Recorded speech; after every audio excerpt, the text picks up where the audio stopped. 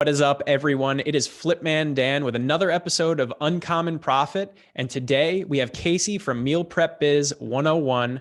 Casey is an expert at making meal prep biz companies successful, and he has had an interesting journey.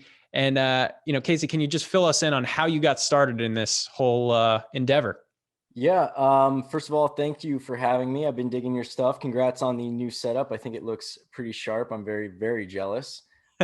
We started, basically my business partner and I started back in 2013 is when we started talking about it. And we officially got the LLC and everything back in January 1st of 2014. So we just had celebrated a little Fit Food Fresh birthday, but we started Fit Food Fresh. It's a delivery meal prep business in South Florida. And we started off as clients. And we were just like, at the time, everything was very rudimentary. The companies had horrible customer service. The food was very health focused. It wasn't really delicious and also healthy. And there wasn't really a high quality business in the space. So we kind of were like, how hard would this be? We knew nothing about food at the time, but we're like arrogant and just like, how hard could this be? Very hard. But now we are Florida's highest rated meal prep company on Yelp, something we're very proud of for the last several years. And now I've always enjoyed connecting with other entrepreneurs. So now I teach people how to replicate our success, but in their own way, doing whatever they want to do with their meal prep business, but basically helping them avoid some of the the headaches that we've gone through and expedite their success. Man, that's incredible. So you weren't even a chef or anything like that. You had no background in food, and yet you decided to tackle this industry just because you saw a problem and you wanted to fix it. That's truly entrepreneurial, man. So what were some of the hiccups in the beginning that you had to overcome to make this business successful? We started with, we were destined for success. I mean, we had no experience, no connections, no funding. So obviously, how could we have not have just been an easy shoe in for the win? But no, we made just about every mistake in the book. I would say some of them we made them a couple of times just so we could really learn the lesson. But getting into the food business, we did not appreciate all the nuances, how high touch the product is. My business partner and I still tell people, you don't want me cooking. If you ask me to boil water, I'll probably burn it. But we felt that the end experience was what was really most important. Like there were some companies that had better food than others, but their service was horrible. Or there's some companies that we were experiencing as customers where it's like, you could have kept me if you just offered to buy back the meal that you sent me a double of, or to, just try to, nobody was trying. So that's kind of what really motivated us probably. But we had no business doing it. It was definitely not as hard or not as easy as we thought. But the food business in general, man, there's so much because it's a product that everyone has their own opinion on, especially when you start getting into diets and trying to cater to certain things. We didn't anticipate how difficult that was. We learned pretty quick though. And then software was another thing that we kind of hit our head on a lot because you need some specialized software in this game. Man, so sounds like customer service is first and foremost the most important part of this type of business, but really any successful business is customer service. So you said you had a business partner. Was he there from the beginning? And how is your working relationship currently? Basically did every job except for cooking, which is probably why we were able to survive. If we were cooking, it would have been bad news bears. But yeah, we were doing everything from the get-go. A lot of people are, when they see us, when they meet the two of us, his name's Steven. When they meet the two of us, they think that we were friends for a long time. And actually, I would say we were acquaintances before we got into this. Like we met through a mutual friend. We did like a guy's trip, just one random, one of our buddy Nick was like, oh, I'm going up to a birthday party up in like Cocoa Beach. And we're like, yeah, we got nothing to do this weekend. So just by chance, both of us went. We kind of jibed on a lot of stuff, talking about, we both had businesses at the time. We jibed on a lot of stuff about like who we followed, who we read, recommending books to each other and things like that.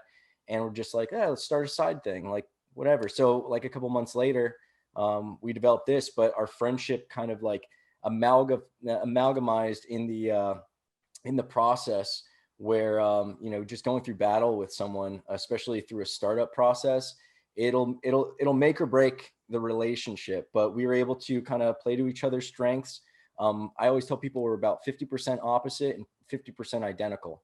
So we align on a lot of planes, and then we have what I think is really beneficial, that juxtaposition that we just naturally take, where it's like, yes, no, talk it out. Okay, it's yes this time. Okay, talk it out. It's no this time. So yeah, it's an interesting thing starting a business with somebody. It's like it's a very, I always tell people, it's like, as you know, as soon as you start playing with business, the volume gets turned up and the speed gets turned up, and like the problems are bigger and they come at you faster. So it's not to really make it seem like battle or anything, but that's what we always refer to it as. You're in the trenches with somebody else, you know. Yeah, I mean, I can tell you that trying to do a business alone is very difficult, and there's always something that you're missing as an entrepreneur that needs to be filled by team members or a partner. And props to you for finding that person and you guys kind of growing together. So, in the beginning, did it take a bunch of money to start this thing, or what were the initial steps that you took to get it from 0 to 1? That's what's So if you do this business the right way, I'll go. You're familiar with Robert Kiyosaki, Rich Dad Poor Dad? Correct. It was Yep. the first business book I read, and it's probably been replaced by like Tim Ferriss' 4 Hour Work Week by now. But like when I was younger, I'm not sure, how old are you? I am 32 years old. Okay, so you're a little bit younger than me, a bit younger than me, but that was like the business book. And Robert Kiyosaki really drilled in my head that you don't want to deal with physical, investments or businesses if you can avoid it. Anything that you have to ship, anything that can be stolen, anything. It's like buy houses. You could fix a house, no one can steal your house. Like there's not all those variables. So I never wanted to get into food, but the only reason this worked out is because you actually collect money before you purchase the product. So that's what kind of sold me on the idea. Otherwise, I was against it. So literally our first week, not only were we profitable, but we started with no money, because we basically made the menu of what we thought people would like. We contacted a bunch of our friends, family. I remember the first income we actually had was my business partner's aunt's check. And we're officially like, we're in business and we're profitable. And then you buy the ingredients that you only have order, and then only the ingredients that you have orders for, and then you produce it and then you deliver it. So you have the money up front, which is great, unlike a restaurant. Whereas restaurants, they have to purchase the food up front, put it in a fridge, hope people come in, hope it doesn't snow, hope it doesn't rain, make sure people are able to come in, and then they have to buy that stuff before it expires. So their margin is completely different. This business work because if I only need 6 chickens, I could just sell 6 chickens. I only buy 6 chickens. I get virtually zero loss. So yeah, starting on a shoestring budget for this type of business is doable. And that's, one reason I think it's going to take off. I think it's going to be a big industry in the next couple of years. Man, so getting that money up front first, that's definitely key. I hope that all businesses are kind of striving towards that. So after you got those initial people to come on board, what were some of the bigger purchases that you kind of had to save up for and, trigger like, okay, we've grown to this point, now we can get XYZ? Oh man, there's always more money to make and more money to spend.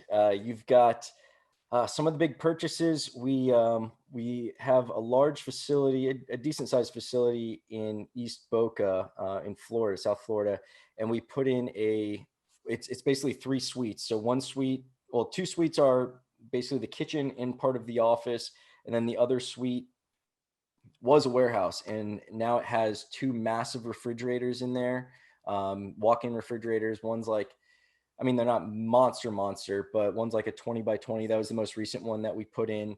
That was probably about 30 grand. So that's probably the biggest one that comes to mind. Everything else is like several thousand here for ovens or tilt skillet or all this machinery. I never knew what it was, 7 years ago. So it was just like kind of always going to the chef and it's like, what else do we need? And it's like, well, if we had one of these, we could do this in a higher quantity, and that would allow us to do twice as much without having to hire another guy just to worry about that stuff. And it's like, all right, how much is that? It's like 10 grand. It's like, oh, okay, all right.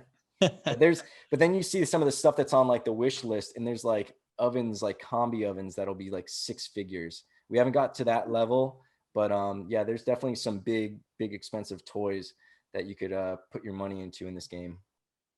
Man, sounds like the sky's the limit for what you can purchase. It's just you don't want to put yourself underwater immediately, so you kind of want to grow into it. So, Yeah.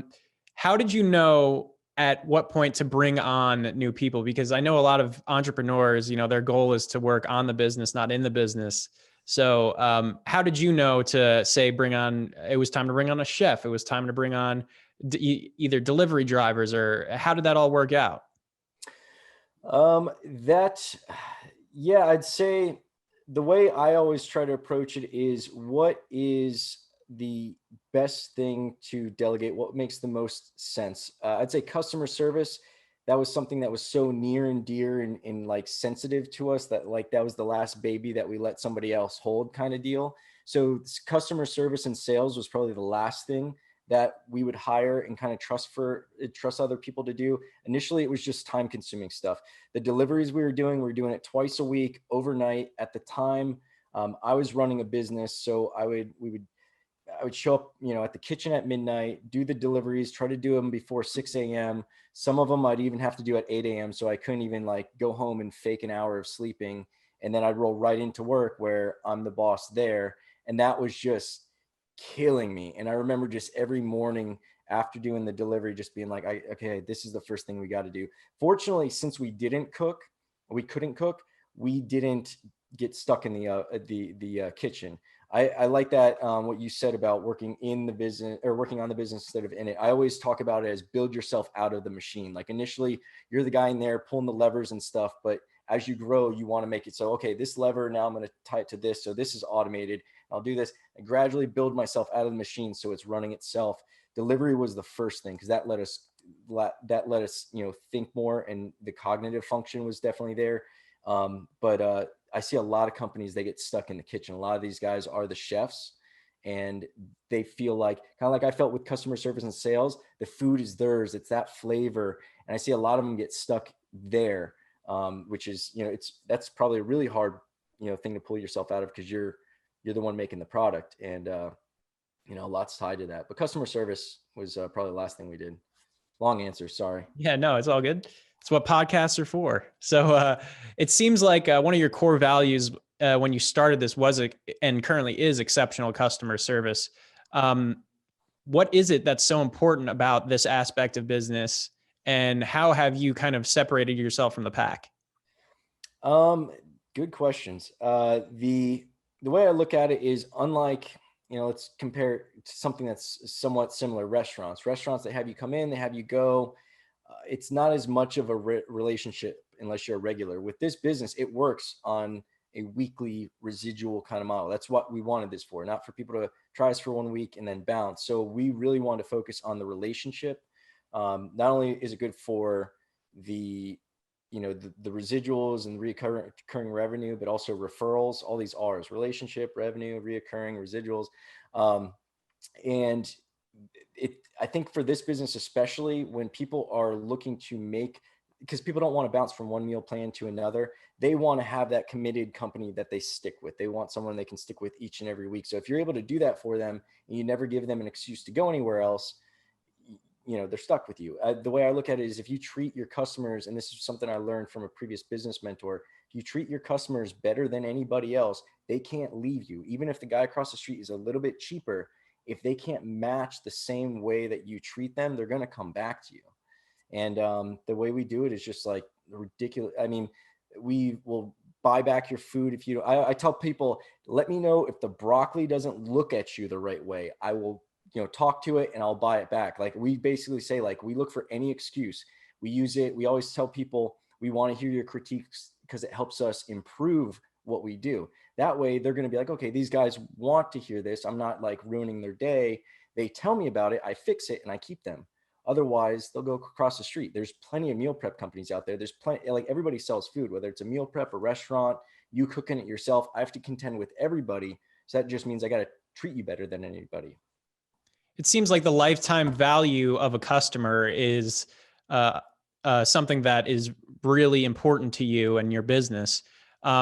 Is that, and the meal prep industry, I mean, obviously they can go anywhere, they can stop using it. So are you tracking the lifetime value of your customers, and have you seen any change over time?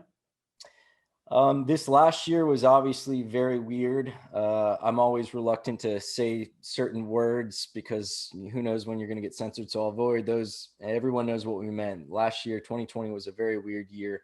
So that threw off our numbers quite a bit. And I don't know when it will be seen as normalizing. What is good is, I tell people we're an instrument of convenience. Like what we sell is convenience. We sell time. We don't sell food. It looks like food. That's just the medium, though. That's the vehicle. But we sell convenience. So there were this year especially was pretty weird because we had a lot of new people come in because obviously they either couldn't or didn't want to go out and get food. So we had an influx in that sense. But then we also had people who were hit, economically. The husband's out of work, the wife's out of work, the kids are home, or someone's working from home now, so now they can cook even if they didn't have a decrease in income. So it was a mixed bag.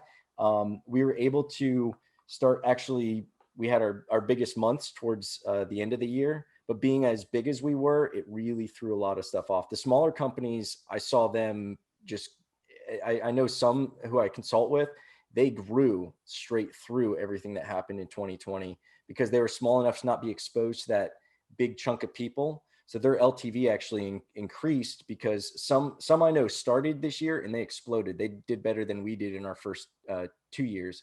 Tom, in if he sees this, Tom and Sarah, you guys are killing it. So some of them, the smaller companies, were able to blow right through it, and their LTVs went through the roof because once people got on it again, they had another reason other than it just being convenient. Like this is like a lifeline for them. Wow. Okay. So, um, I know this year has been crazy, but it seems like you've also pivoted to sort of consulting to help people build these sorts of companies. How did Yes. that happen? I've always liked talking with other entrepreneurs. I feel like, we understand. Um, I always like the analogy of like being pulled out of the matrix. Like we just see things differently.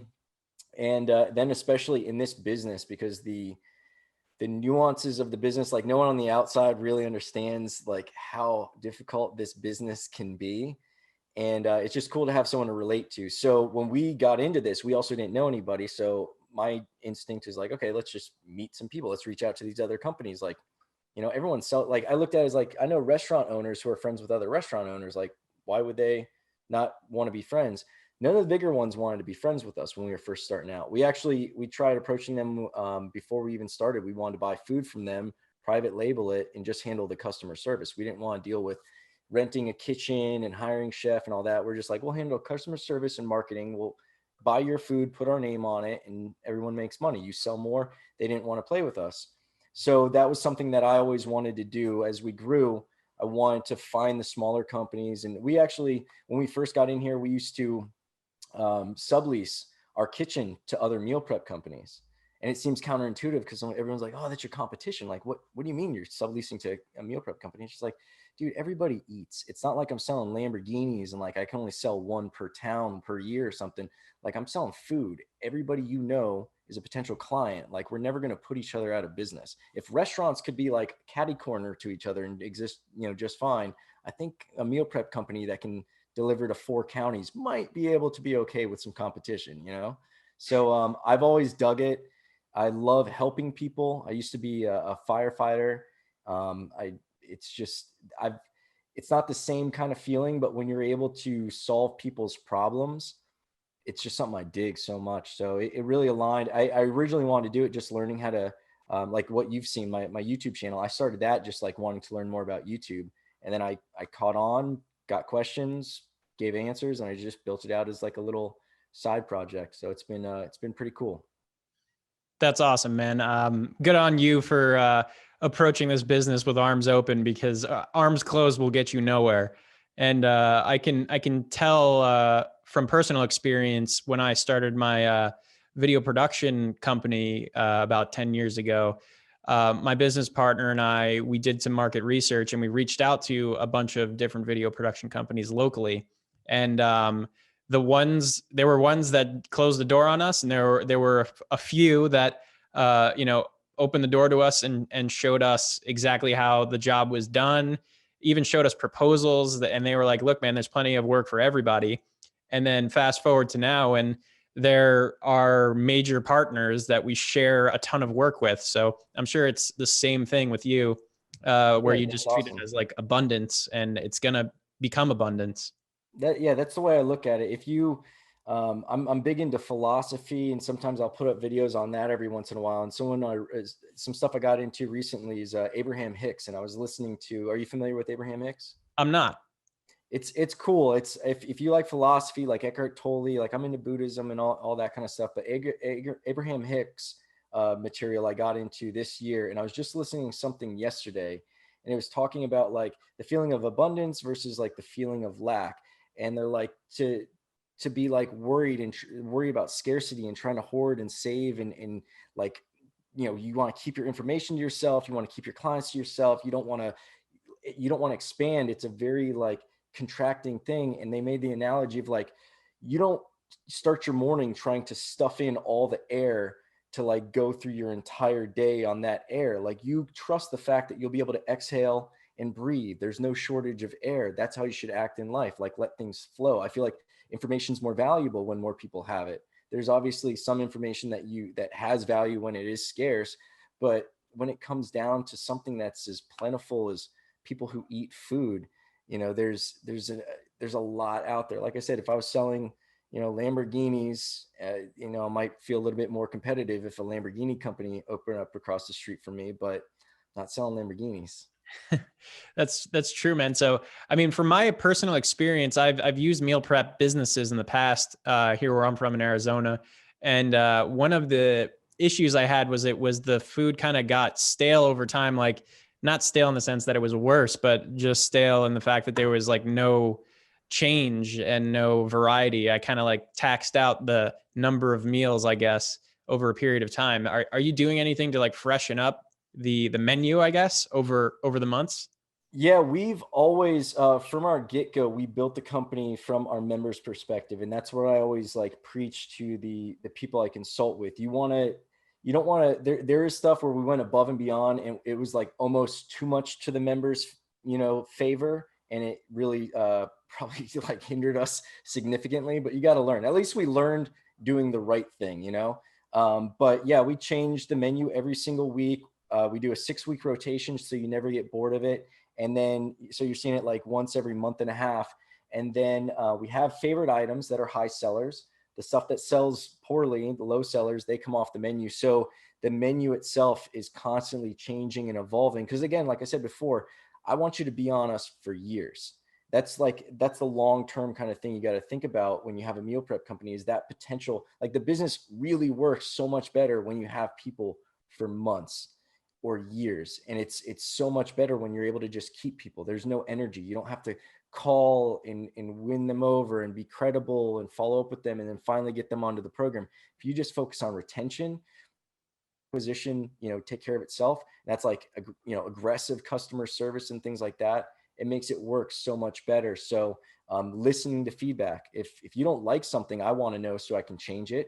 If I get the feedback from multiple people, I might have to take it off the menu. Just learning what foods work, what foods don't, what goes well. Not only it's one thing might be good at a restaurant, but once it's been refrigerated and reheated, it's probably not that good. We want that feedback so we can take it off the menu, switch out the ingredient, whatever it is. So we would we'd probably I'd probably attribute a lot of our success just to that mentality. Always changing, always wanting to be nimble enough to steer the ship a different way. That's great, man. Keeps you nimble. So, a lot of business and continual business, especially something like a meal prep company, I'm sure comes from word of mouth. But there's the other aspect of it with like search engine optimization and getting found when someone looks for you on Google. How much do both of those kind of play within your business? So this is funny. My business partner's background is actually marketing, but aside from he did our initial SEO. That was another thing. We saw a huge opportunity because nobody really knew what they were doing. But aside from some initial SEO, we really didn't put money into marketing when we first started. And it was exactly like you mentioned, it's word of mouth. This business is, especially when there's more and more companies, the word of mouth and getting referrals is a gold mine. And fortunately, our word of mouth and our reputation were so good that despite not putting any money into marketing for years, we've, I would say, there's never been a year to date that we've put more than like maybe $10,000 a year in marketing. And like for many of the years, there was nothing. But I mean, considering like where our revenue and stuff is like in our growth rate, the first 2 years, I think we averaged, I mapped out our merchant processing receipts. It was like 30% growth month over month until year 2. And then it started trending down. Cause obviously like it's easy to grow. If you have 10 people and you bring on 1, that's 10%. You bring on 3, that's 30%. So it's easier to grow percentage wise when you're smaller. And then that kind of like tapers off, and it's still like might be the same 5 people, but 5 people now at 500 is only 1% growth. So it's not as impressive. So, but yeah, we were really fortunate to focus on referral. Like one of our things is relationships over revenue. If we focus on, the relationship, treating the customer the right way, treating the employees the right way, the other businesses who we have relationships with, trainers, everybody, we invest in them, so we don't have to invest in marketing. We don't have to focus on acquisition. It materializes itself. Right. So what would you say to someone who's just brand new to the industry that's like, I want to start this business, and where do I begin? What sort of advice would you give them? First off, definitely check out my YouTube, because I just brain dump everything. I love discussing it. I have other resources. I've got, software and all that. But aside from where to go for the information on how to do it, my business mentor, my first business mentor's first bit of advice to me, and I asked him, I was like, what's one, if you could teach me one thing that I'll remember for the rest of my life, what's it going to be? He said, fail faster. That was it. Fail faster. 2 words. So that's what I recommend to people. Get out there and try. Don't plan. Don't wait. The menu's never going to be perfect. The timing's never going to be perfect. The website's never going to be perfect. Like you could start this with just the people you know. And by looking for another excuse, or whatever business, even if any business, anything that you want to do, fail faster. Go out there, fail. I promise you will learn more from failures than you will from successes, because you know what attributed to your failure. You might think your success was because you did this really well, but it might be because you're the only guy in town. It might be because you're first to market. It might be because someone else introduced you to the office and that's where you got all the clients from. But failures will teach you so much more.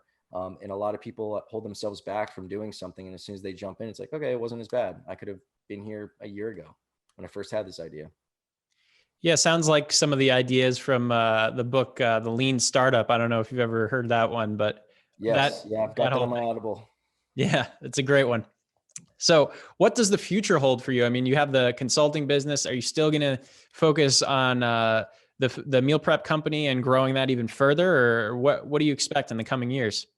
Yeah, I just overall growth. I honestly think 2021 is going to be the gold rush for the meal prep industry in general. So I'm really excited about all sorts of stuff. I've partnered up with from the consulting side, just because I know I'm going to see an influx of businesses. I'm always looking for like, how can I provide the closest thing to a business in a box for someone who wants to do this? How do I just go, here's your checklist of everything you need. Just do all this, use these services, and go be successful. So I'm partnering up with, I've already been working with the software company, has awesome software. I've got a logistics company now that I'm partnering up with. I did my background checks on them. I called the businesses they've been working with, other meal prep businesses, and got that. So I'm bringing all these pieces together. And that's what I'm really excited about. Cause like I said, 2021, I've been calling it the gold rush. 2020 proved this business model. Restaurants, unfortunately, I've got some friends with restaurants. We all know how restaurants went through this. This was an essential business. We didn't miss 1 week. We went right through it. So regardless of what's coming back or not, even if nothing comes back and we open up and everything's cool, there's still people who have now been exposed to how easy it is to have your life automated with the meal prep business. No shopping, no cooking, no worrying about anything. You're hungry, in 2 minutes you're eating. So there's people who are never going to leave this service. They're only going to find other businesses to go to. So it's proven itself. Freshly just got bought out by Nestle for $1.5 billion. It's a massive deal. Nestle, I think they know what they're doing.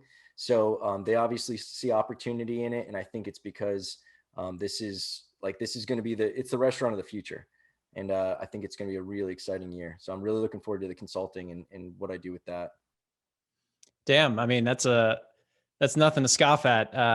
And I see the ads for that company all the time. I'm just curious for those that wanted to know, what can they expect if like everything goes well, they start one of these companies locally and they're going to compete with restaurants and that sort of thing. What can they expect as far as revenue is concerned and profit? It's hard to say because it's just like restaurants. Like I could have a burger joint, I could have a high-end steakhouse. So it depends on what model you go with. One thing that I tell people is, plan that in advance. Get your numbers down. Think about what your food cost is. It's something that we didn't really appreciate when we first got into it. We're like, we want the food to cost $9 a meal. So like, and the chef's like, well, you're not making profit at this. We're like, yeah, of course we are. And so that's one thing that I would say is know your numbers, not just the food cost, the waste, the overhead, you paying rent, or if you're renting hours at a commissary, whatever, like factor all that in so you're making money. But once you know your margins, I know some companies who, I'm not going to go over his exact, I won't say who it is. I know a company who has less than 50 clients a week, and the dude is bringing home himself 6 figures. He is also the cook, but he has some other dude deliver. I think he's got 1 or 2 people helping him in the kitchen. Someone else who helps him with social media. So all he does is cook. He fields customer service and sales, which at 50 clients, that's no problem. He's always going on vacation. He's I'd say less during this last year, but I'd say probably once a month he's out of town. So like he's living comfortably with 50 clients. 50 clients is easy. Like most of them are his friends. So depending on, and then you could also go the other route where if you wanted to, you could scale this thing into a Freshly and be delivering nationwide, I think they hit 48 states. So it depends on what you want to do with this. Just, I guess it's easier to scale than restaurants. I would definitely say that. I was about to say, it's kind of like having a restaurant. You could do a chain or just one. Most people can't even survive with just one. So I won't say that, but this is much easier to scale than a restaurant, and it can be what you want to be. If you want to try to make it onto Forbes, go for it. If you love cooking and you want to just make a good income, I know some people who are basically like a personal chef. They have a very small, I'd say probably 10 people. They charge more for the meals. It's more customized. They deal with people on the island, which is like Palm Beach, Boca, or Highland Beach, I should say, like the money in Florida, but they have 10 clients, no problem. They make a comfortable living, and that's all they want to do. So it depends on what you want to do with it. But there's definitely potential, because with the residuals and you taking care of people, you take care of that relationship, and you just add more people. That's what's great, is like nobody wants to leave your service unless you make them. You treat them poorly, you give them bad food, you're forcing them away. Other than that, you just keep adding more people, and their friends eat, and the people they work with eat, and their neighbors eat. It's only a matter of time till you come up on a conversation and it's just like, oh, what do you do? That looks good. Another client. Put it on the board, man. Yeah. That's what's great about this, is the food sells itself if you do it right. This has been a great convo. I've learned a ton so far. So for anyone interested in learning more about, either your consulting business or actually buying your food, if they're in Florida, where can they find you? The company is fitfoodfresh.com. And then if you want to reach out to me, I've got my YouTube channel. You could look up Meal Prep Biz 101 and you'll find me. Mealprepbiz101.com is my website. I've got private groups. There's free boot camps. There's free ebooks. If you're dabbling and you want to kind of get an idea of what's involved, I've got a ton of free stuff. There's a ebook that I made that tells you how to do it for $500. There's a video series that goes along with that as well. Go over everything from logistics to production, sales, order systems. Like I said, I have free software. I got everything. So between YouTube and my website, you probably have more than enough information. And then you could also reach out and do consulting if you need to. Amazing, man. Well, thank you so much for joining. Any final thoughts, anything to leave the audience with before we get off today? I'd say the overall message would be, do good, stay positive, start before you think you're ready, and just keep trying. That's all it's about. And I'm here to help if you want to do meal prep stuff. But other than that, I dig that. I know you're going for entrepreneurs, so I know there's a lot of people who probably haven't taken that jump yet. You're watching this video, man. You're obviously interested. Whatever you're thinking about doing, do it. Appreciate it, man. Well, I thank you so much. And, we love to see your success in the future, man. And we'll be tuning in. All right, right on, man. Thank you for the interview. I really appreciate it. Love your stuff, and best of luck in 2021. Thanks.